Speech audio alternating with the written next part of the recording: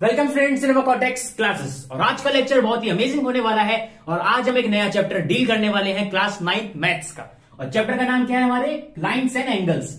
ये chapter basically बच्चों को बहुत ज्यादा डिफिकल्ट लगता है क्योंकि इसमें कुछ थ्योरम्स हैं, कुछ प्रूफ्स हैं और जनरली जो पहली एक्सरसाइज आप इसमें देखोगे उसमें जनरली आपको प्रूफ ही तो करने हैं। तो चलो मैं हर एक एक्सरसाइज का एक एक क्वेश्चन के लिए पर्टिकुलरली एक वीडियो बनाता रहूंगा। अभी फिलहाल हम इस चैप्टर को बहुत बेसिक से शुरू करते हैं और समझते हैं कि लाइन्स एंड एंगल्स क्या होता है। तो चलिए स्टार्ट करते हैं। लाइन्स एंड एंगल्स पढ़ाने से पहले मैं एक बात बताना चाहूंगा कि पॉइंट क्या होता है। जी हाँ, हम सबको पता है बेसिकली पॉइंट्स क्या होता है। तो अगर मैं एक बात करूं कि पॉइंट की मैं बात कर रहा हूं तो अगर मैं ये डॉट इधर बना दूं, ये तो एक पॉइंट है, ठीक है। पॉइंट बेसिकली इतना ही था। अभी आगे इसके बारे में और भी मैं collinear point, non collinear point आएगा अभी। तो इसके बाद पहले हम देखते हैं कि लाइन क्या होती है। देखो लाइन का मतलब क्या है, अगर कोई भी लाइन इस तरीके से दिख रही है ना, ये देखो जैसे मैंने ऊपर लाइन बनाई है। अच्छा, इसका मतलब क्या होता है, अगर दोनों साइड एरो है लाइन के, इसका मतलब क्या है कि ये आगे ऐसे एक्सटेंड हो सकती है और ये भी अपने आगे से एक्सटेंड हो सकती है। इसका मतलब क्या है, इसकी कोई फिक्स्ड लेंथ नहीं है। ये ऐसा नहीं है इतना है तो इतनी है, ये इससे आगे भी एक्सटेंड हो सकती है और ये इससे भी आगे एक्सटेंड हो सकती है। इसका मतलब इसके दोनों के दोनों पॉइंट फिक्स नहीं है। ऐसा क्या कहलाएगा हमारा एक लाइन। बहुत बढ़िया, हमारा लाइन कहलाएगा। अब बेसिकली हम बात करते हैं लाइन सेगमेंट की। किसकी हम बात करने जा रहे हैं? लाइन सेगमेंट की। अब लाइन सेगमेंट क्या होता है? अब देखो, अगर इसी एक लाइन पे जो कि इनफाइनाइट है उसी पे ही अगर मैं दो पॉइंट कंसीडर कर लो, लेट से अगर एक पॉइंट इधर इसको मैं ए नाम दे दूं और एक पॉइंट में इधर बना दूं जिसको मैं नाम बी दे दूं, तो बेसिकली ए और बी इन दोनों के बीच कुछ एक पर्टिकुलर डिस्टेंस होगा और ये जो कहलाएगी हमारा, ये कहलाएगी हमारा लाइन सेगमेंट। ठीक है, क्यों? क्योंकि इसका एक फिक्स्ड लेंथ है। अगर ये 5 सेंटीमीटर मान लो है तो 5 सेंटीमीटर ही रहेगा। लेकिन अगर मैं ये बना रहा हूं तो क्या ये सेगमेंट है? क्या लाइन सेगमेंट है? नहीं, ये एक लाइन है जो कि रिप्रेजेंट करता है ये एरो कि ये आगे एक्सटेंड हो सकती है और यहां से भी ये आगे की तरफ और आगे बढ़ सकती है। इसका कोई अंत नहीं है। बहुत बढ़िया। तो बेसिकली ये तो हमारा हो गया लाइन सेगमेंट और लाइन हो गया।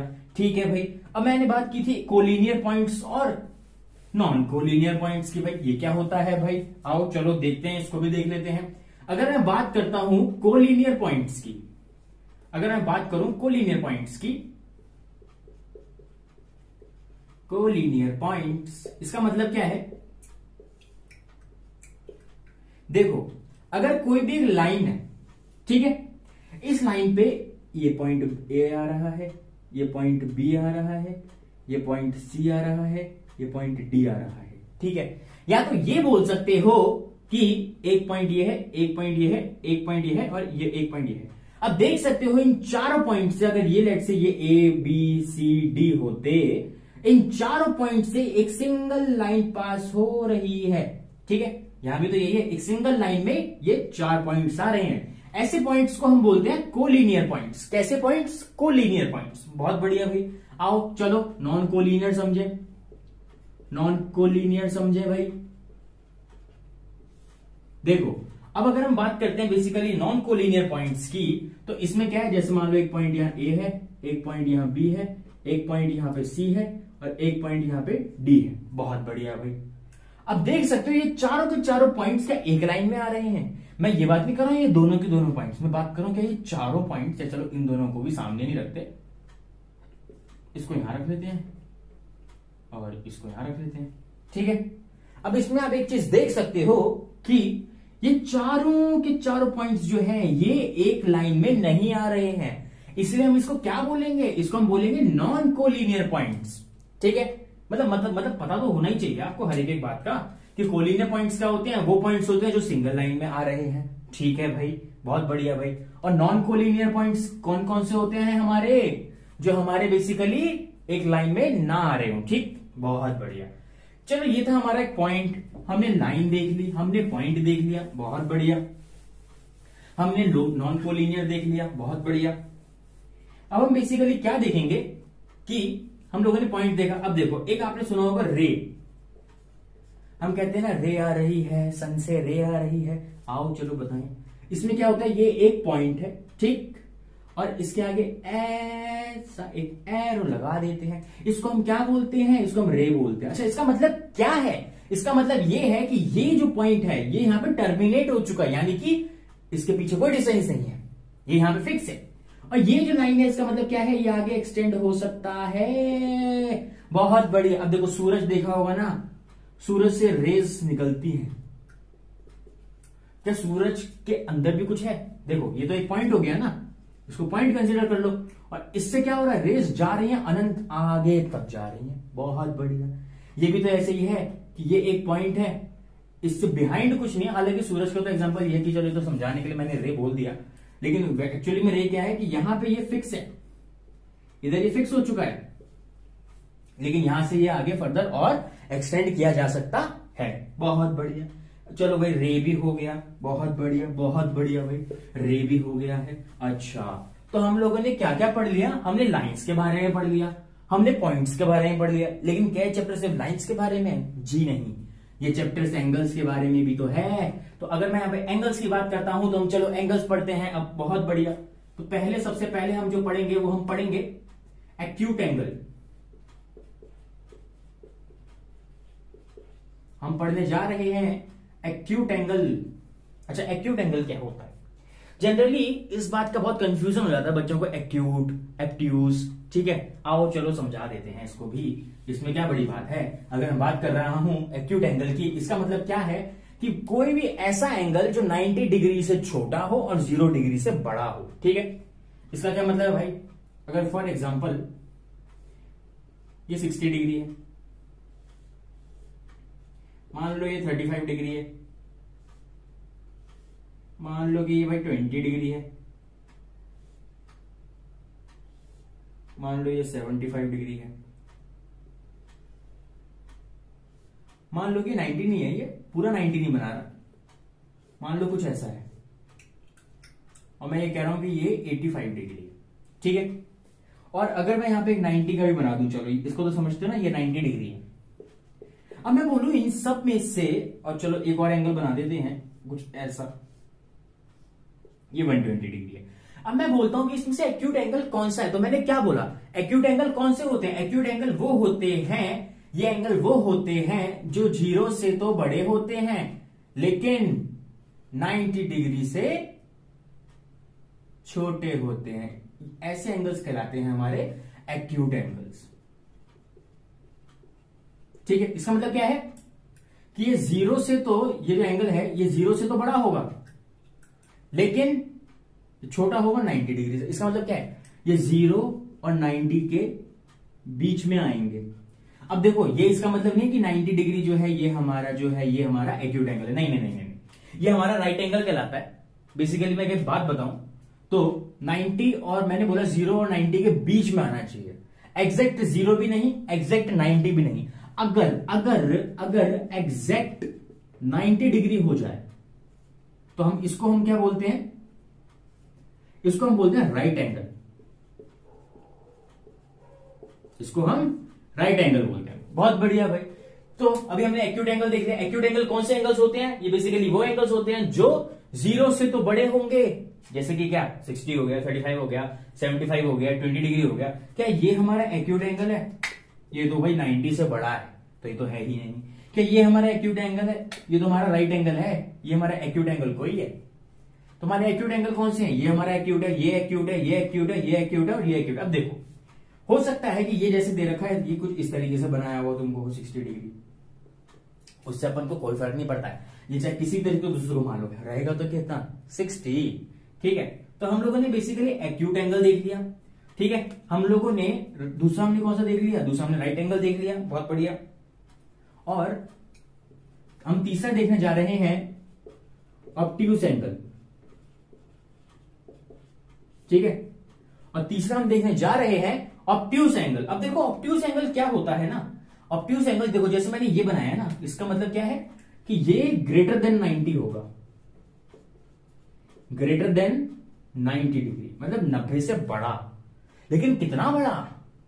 मतलब 90 से 180 के बीच में आएगा ये। 180 यानी कि 180 डिग्री। बहुत बढ़िया भाई। और एक और मैं बताना चाहूंगा, अगर ऐसे कुछ है तो ये ऊपर जो है ये हमारा 180 डिग्री होता है और नीचे जो होता है ये भी हमारा 180 डिग्री होता है। और अगर ये कंप्लीट सर्कल घूम जाए तो ये 360 हो जाता है। क्यों? 180 प्लस 180 360। बहुत बढ़िया, तो पता ही है, बहुत बढ़िया। अगर ये ऐसा है तो इसका मतलब ये स्ट्रेट लाइन है। और मैंने जैसे बोला किसके बीच में होगा ये वाला एंगल? ग्रेटर देन 90 होगा और लेस देन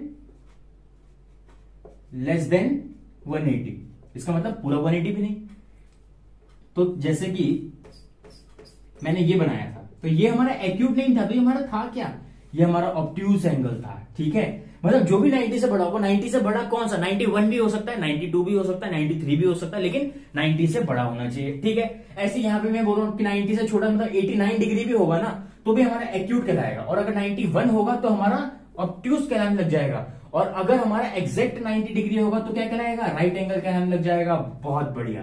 ठीक है, तो हम लोगों ने बेसिकली एंगल्स तक हम पार कर चुके हैं कि पहला हमारा एक्यूट एंगल हमने देख लिया, फिर ठीक है दूसरा हमारा राइट एंगल, हमें पता चल गया राइट एंगल क्या है, तीसरा हमने देख लिया ऑब्ट्यूज एंगल क्या होता है। ठीक है, तो एंगलों की कहानियां तो अभी यहां पे खत्म नहीं हुई है, क्योंकि अभी आगे हम एक कॉम्प्लीमेंट्री एंगल पढ़ेंगे और एक सप्लीमेंट्री एंगल पढ़ेंगे। ठीक है, आओ चलो ये भी समझ लेते हैं क्या है, क्या बला है भाई ये।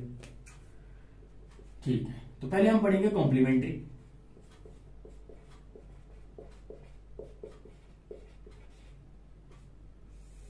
Complementary angle. अब कॉम्प्लीमेंट्री एंगल कौन से एंगल्स होते हैं कि सम ऑफ टू एंगल्स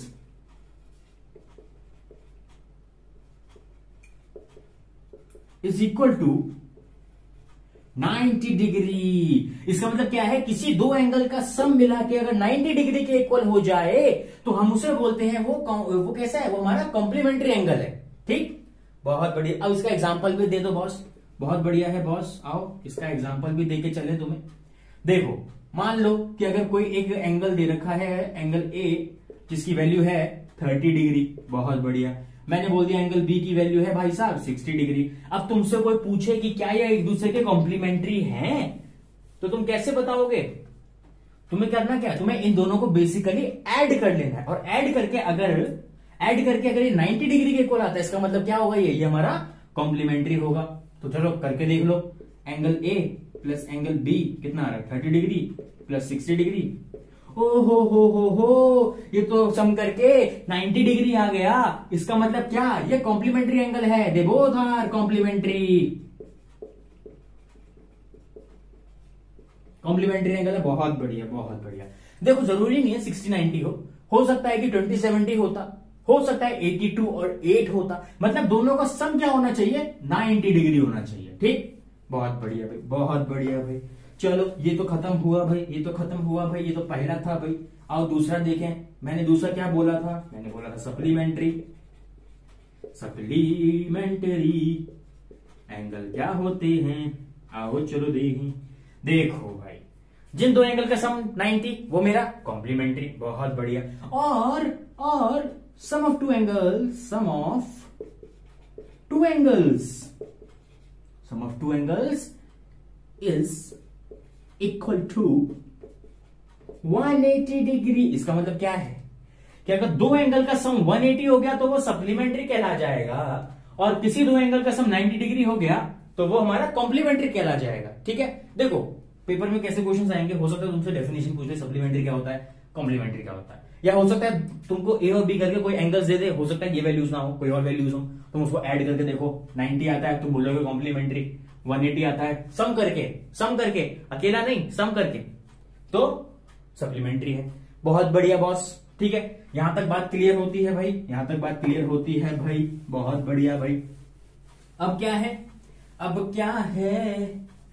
क्या है बेसिकली अब हम देखेंगे वर्टिकली अपोजिट एंगल, और वो हम देखेंगे नेक्स्ट क्लास में। क्यों? क्योंकि वर्टिकली अपोजिट एंगल हम देखेंगे और हम उसका प्रूफ करेंगे, और उसके बाद हम एक्सरसाइज की तरफ मूव कर जाएंगे, जो कि आप अगले आने वाली वीडियोस में देखोगे। ठीक है, तब तक के लिए आप इस लेक्चर को बार बार देखिए, समझिए और कोशिश करिए कि आप एक्सरसाइज को खुद कर सके। अदरवाइज मैं तो लेक्चर लेके आ ही रहा हूं। तो ठीक है, चलिए मिलते हैं, बाय, ओके, टाटा।